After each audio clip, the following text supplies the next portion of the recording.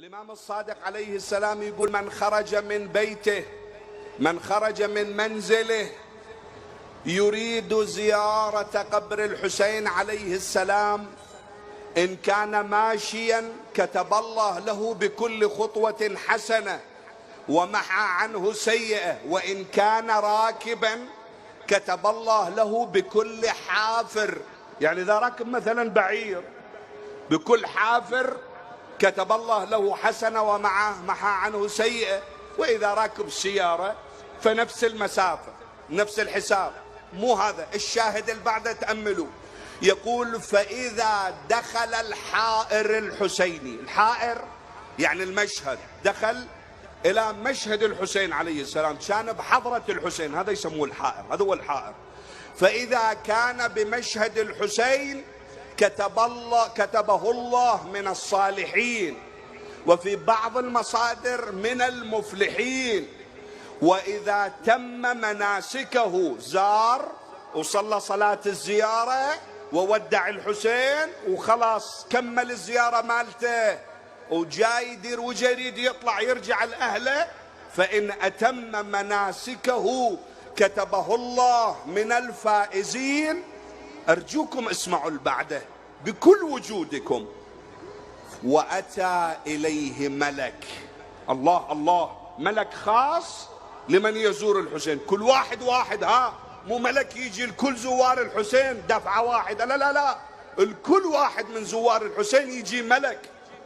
أتى إليه ملك وقال له، الملك يحكي ويا هذا الزائر، أتى إليه ملك وقال له: أنا رسول الله، يعني أنا مرسول من قبل الله، مو يعني النبي، لا لا مو نبي، يعني ملك رسول من قبل الله، الله يرعاكم.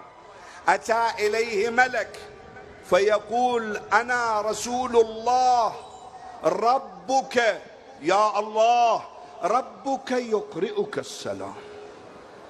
الله أكبر، جبار السماوات والأرض، مالك خزائن السماوات والأرض، الغني عن العالمين، الله من على عرشه يبعث ملكا ينقل سلاما من العلي الأعلى إلى زائر وزائرة الحسين عليهم السلام. الله يرعاكم، تأملوا زين. إذا زرت الإمام الحسين أرجوكم إن شاء الله ما تنسى هاي الرواية، شلون ترد السلام على الله. إذا واحد منا أنا وياك إذا قلت لك السلام عليكم تقول لي عليكم السلام. إذا ردت تتفاعل ويا الرواية وعقب ما خلصت الزيارة تستشعر الملك جاي يقول لك: أنا رسول الله ربك يقرئك السلام، كيف ترد السلام على الله عز وجل؟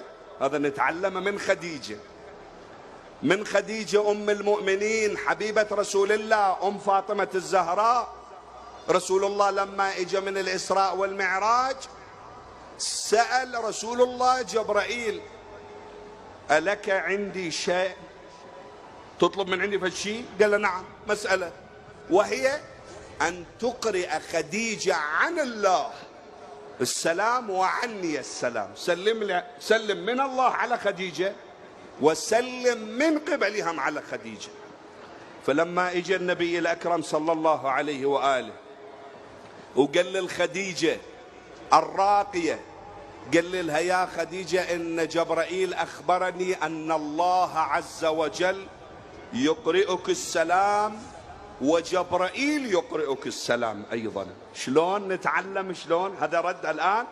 قالت خديجة: إن الله هو السلام ومنه السلام وإليه يعود السلام وعلى جبرائيل السلام.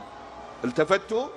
مو نرد السلام على الله نقول وعلى الله السلام، لا، لما تكمل زيارة الحسين عليه السلام وتدير وجهك تريد ترجع لأهلك قول هالعبارة: اللهم أنت السلام ومنك السلام وإليك يعود السلام.